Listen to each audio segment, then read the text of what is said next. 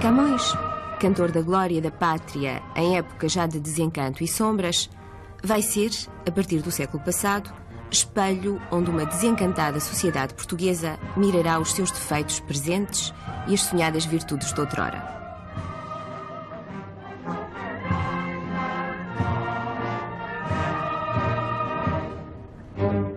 Mas não foram os vencidos da vida de 1870 os primeiros a identificar as dúvidas por eles vividas ao crepúsculo do reinado de Dom Sebastião.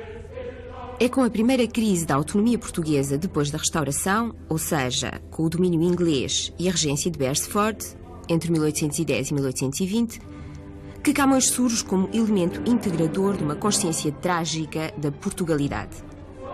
Poeta de um mar português, é à volta das relações entre Portugal e o mar que se tece a imagem nacionalista do poeta. Em 1807, o rei partira para o Brasil. Portugal fica sem corte. Em 1810, a ideia portuguesa do mar, que era então o Brasil, vê-se violentamente posta em causa com a abertura dos portos brasileiros à navegação internacional. Mar português, na plena acessão do termo, deixa de existir a partir dessa altura. Sem corte, perdido o monopólio brasileiro, os dias sombrios que a burguesia portuguesa vivia e antevia tornam-se mais escuros pelo domínio direto do estrangeiro inglês, cuja repressão contribui decisivamente para identificar o liberalismo com os interesses da autonomia e da própria sobrevivência económica do país. Em 1817, a Câmara Municipal de Lisboa decide erigir uma estátua a Camões, mas Beresford opôs-se à construção do monumento. Durante 30 anos ainda, o Largo Lisboeta, que será de Camões, continuará sem estátua a ornamentá-lo. A conspiração anti-inglesa de 1817 e o concomitante martírio de Gomes Freire em São Julião da Barra tornam-se símbolos com um valor próximo do que Camões vai progressivamente assumindo ao longo do século na consciência liberal portuguesa. Irrecusável coincidência poética, os malogrados conspiradores de 17, os mártires da pátria, serão supliciados no campo de Santana, onde, até ao terremoto, se erguera esse convento de Santana, onde o corpo do poeta terá sido sepultado, em cuja terra se misturaram os seus ossos. Para o nascente liberalismo, indissoluvelmente patriótico e romântico, Camões constitui-se como indispensável referência patriótica e imperial. Ainda no mesmo ano, a primeira obra musical de fôlego dos novos tempos será composta em sua homenagem. O Réquiem à memória de Camões, de João Domingos Bom Tempo, que depois da Revolução de 1820 será tocado em honra de Gomes Freire. O regresso do rei do Brasil e o regime de liberdade política duramente conquistado entre 1820 e 1834, trouxeram de novo a autonomia. Mas perdera-se irremediavelmente o grande objetivo estratégico dos patriotas de 1817 e 1820. O monopólio brasileiro não fora recuperado. E, consequência lógica, o Brasil tornara-se independente em 1823. O mar português perdera-se. Mas de tal forma ele era constitutivo do pensar Portugal que de todas as críticas feitas ao regime, nenhuma fosse talvez tão sentidamente patriótica como as críticas ao estado em que se encontrava a nossa Marinha, pois a Marinha era necessário caminho para um novo império, anunciado por Sá da Bandeira, a África, para a qual todas as potências europeias se iam virando. Em 1876, as potências europeias reuniam-se em Berlim e, de régua e compasso em punho, preparam-se para dividir entre si a África. Só então Portugal, que ingenuamente se sentia o negligente senhor de meio continente, que nunca explorara, que nunca ocupara, nem sequer o preocupara muito, se sobressalta. A doutrina da Conferência de Berlim do direito de posse correspondendo à ocupação efetiva vai ativar as explorações, dando à Sociedade de Geografia um papel fulcral, traduzido nas explorações de Serpa Pinto, Capelo e Ivans. A oposição vai mobilizar-se em torno da ideia de Portugal, do mar e do cantor da sua simbiose. Em 1580 teria morrido Camões. Em 1580 fora o desastre de Alcácer Quibir. Pátria, ao menos juntos morremos, fizera Garrett dizer a Camões. Para uma época ávida de simbolismos comemorativos, 1880 impunha-se como a comemoração da possibilidade de Portugal tornar a ser império, tornar a ter mar, tornar a si mesmo, tornar a ser digno de Camões. Assim, no 10 de junho de 1880, com a canhestra oposição do governo de então, as oposições, onde avultam os futuros mentores do Partido Republicano, organizam um gigantesco cortejo civil com carros e flores, promovendo Camões ao papel de santo positivista, São Camões de uma humanidade em progresso, pela pena e inspiração de Teófilo Braga. E depois de longos e ampulados discursos sobre o caráter imorredouro da pátria, o cortejo que consagra o 10 de junho como data maior da celebração camoniana da nação termina com a estátua de Camões, inaugurada em 1867, literalmente coberta de flores. Nesses últimos dias do romantismo português, já um tanto seródio, as grandes causas haviam de ser apadrinhadas por um vate. O socialismo foi buscar um poeta vivo, a venerável figura de Santo Antero. Camões dava ao progressismo positivista dos republicanos portugueses, marcados desde 1880 pelo patriotismo colonial, a caução histórica que lhes permitia integrar a sua ideia de civilizar o preto numa consciência social mais ampla, a de uma nação dorida na busca da sua identidade. Que estranha ironia terá levado um governo a colorir de um fantástico cor-de-rosa o território de Angola à contracosta que Capelo e Ivans haviam explorado.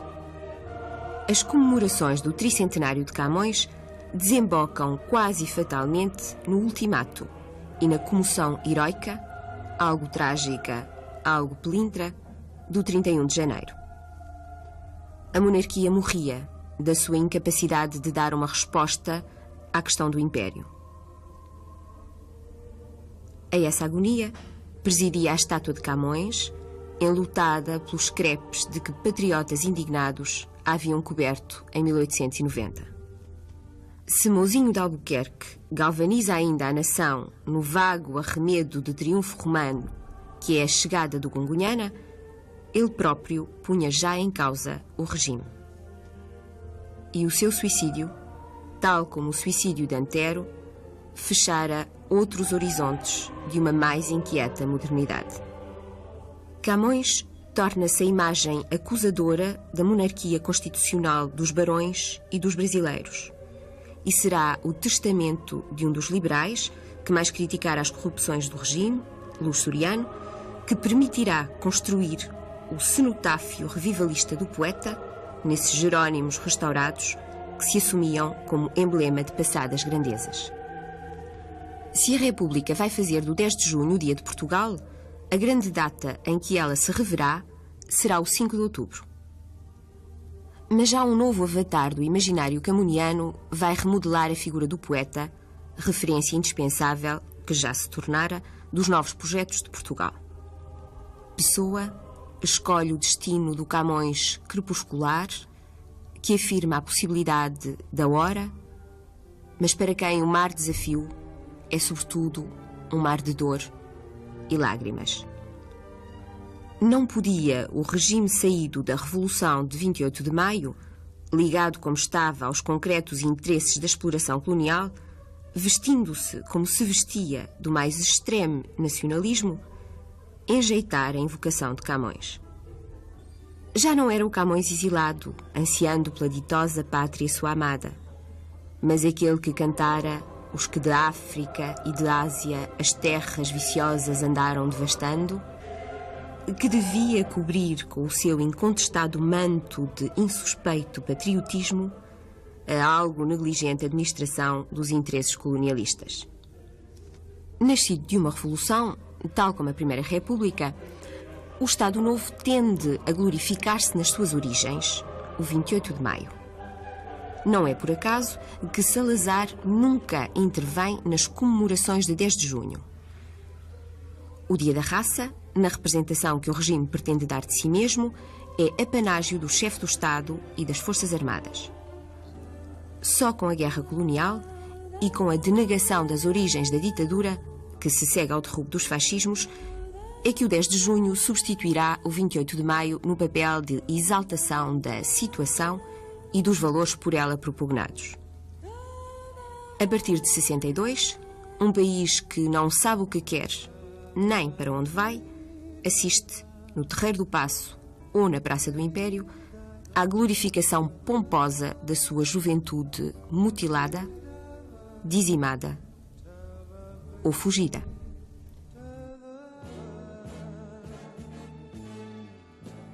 Chega o dia de 25 de abril de 1974. Perdido o mar, perdidos os Brasis e as Áfricas, perdido o Império, pois que restava senão mitificar algo como a presença cultural portuguesa no mundo. Nessa profunda crise de identidade, mais profunda que todas as outras, por já não haver saídas imperiais, o país vira-se para os seus intelectuais, profetas da inquietação nacional.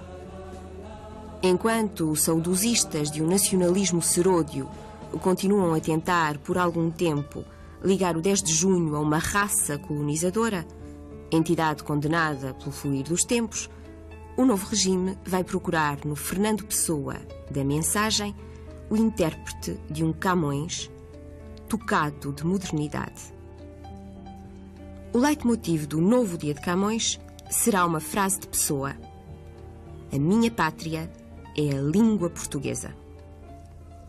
Assim se concentra, na fluida realidade das comunidades de portugueses espalhadas pelos diversos países, onde uma sorte madrasta os levara a procurar a subsistência que a terra sua lhes negava, a possível celebração do dia de um Portugal sem projeto comum que lhe fosse razão de existir. O dia de Camões, de Portugal e das comunidades portuguesas, só reencontrará, embora transitoriamente, a sua função de polarizador do dever ser português, no dia em que Portugal reencontra um espelho onde mirar os seus defeitos presentes e as sonhadas virtudes futuras. A assinatura dos Tratados de Adesão à CEE em 10 de junho de 1985.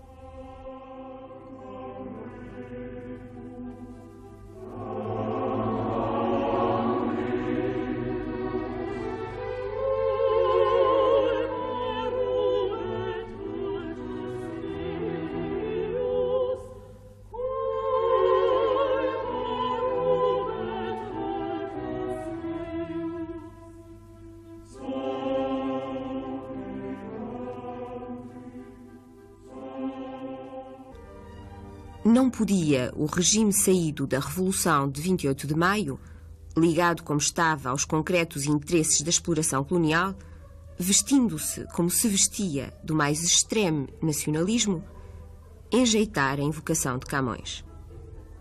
Já não era o Camões exilado, ansiando pela ditosa pátria sua amada, mas aquele que cantara os que de África e de Ásia as terras viciosas andaram devastando, que devia cobrir com o seu incontestado manto de insuspeito patriotismo a algo negligente administração dos interesses colonialistas. Nascido de uma revolução, tal como a Primeira República, o Estado Novo tende a glorificar-se nas suas origens, o 28 de maio. Não é por acaso que Salazar nunca intervém nas comemorações de 10 de junho. O Dia da Raça, na representação que o regime pretende dar de si mesmo, é apanágio do chefe do Estado e das Forças Armadas. Só com a guerra colonial e com a denegação das origens da ditadura, que se segue ao derrubo dos fascismos, é que o 10 de junho substituirá o 28 de maio no papel de exaltação da situação e dos valores por ela propugnados. A partir de 62, um país que não sabe o que quer, nem para onde vai, assiste, no Terreiro do Paço ou na Praça do Império, à glorificação pomposa da sua juventude mutilada, dizimada ou fugida.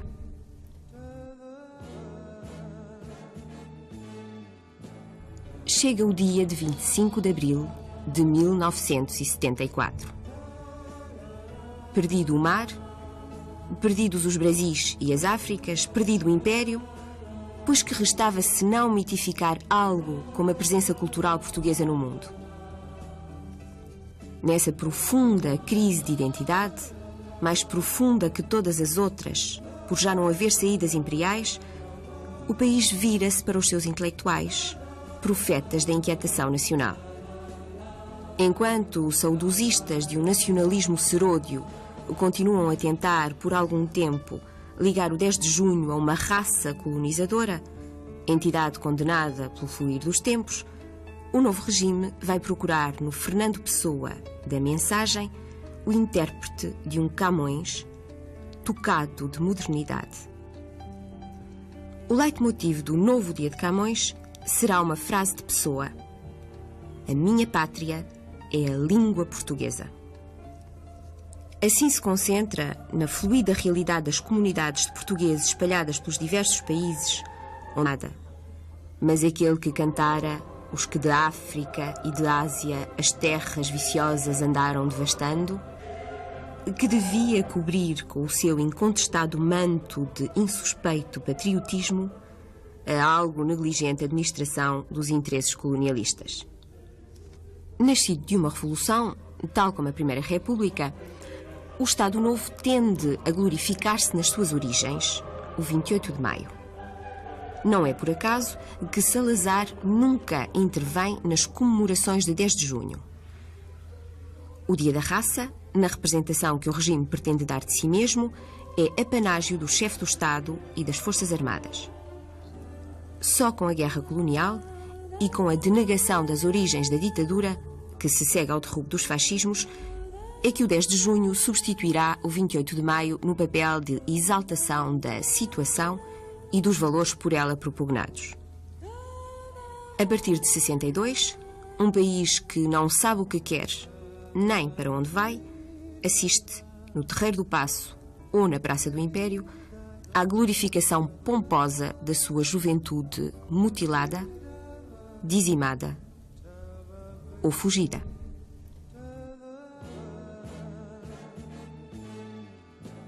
Chega o dia de 25 de abril de 1974. Perdido o mar, perdidos os Brasis e as Áfricas, perdido o Império, pois que restava senão mitificar algo como a presença cultural portuguesa no mundo. Nessa profunda crise de identidade, mais profunda que todas as outras, por já não haver saídas imperiais, o país vira-se para os seus intelectuais, profetas da inquietação nacional. Enquanto os saudosistas de um nacionalismo seródio continuam a tentar, por algum tempo, ligar o 10 de junho a uma raça colonizadora, entidade condenada pelo fluir dos tempos, o novo regime vai procurar no Fernando Pessoa da mensagem o intérprete de um Camões tocado de modernidade. O leitmotiv do novo dia de Camões será uma frase de Pessoa: a minha pátria é a língua portuguesa. Assim se concentra, na fluida realidade das comunidades de portugueses espalhadas pelos diversos países, onde uma sorte madrasta os levara a procurar a subsistência que a terra sua lhes negava, a possível celebração do dia de um Portugal sem projeto comum que lhe fosse razão de existir. O dia de Camões, de Portugal e das comunidades portuguesas, só reencontrará, embora transitoriamente, a sua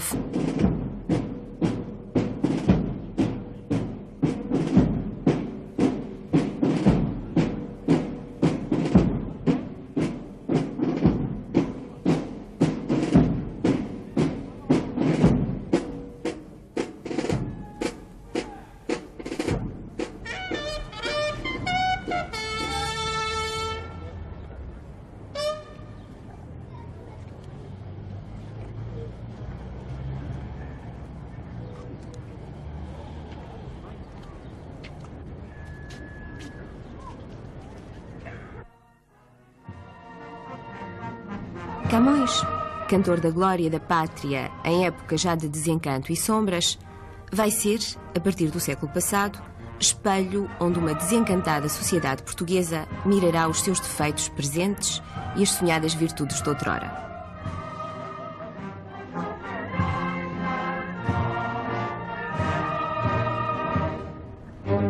Mas não foram os vencidos da vida de 1870 os primeiros a identificar as dúvidas por eles vividas ao crepúsculo do reinado de Dom Sebastião. É com a primeira crise da autonomia portuguesa depois da Restauração, ou seja, com o domínio inglês e a regência de Beresford, entre 1810 e 1820, que Camões surge como elemento integrador de uma consciência trágica da Portugalidade. O poeta de Um Mar Português é à volta das relações entre Portugal e o mar que se tece a imagem nacionalista do poeta. Em 1807, o rei partira para o Brasil. Portugal fica sem corte.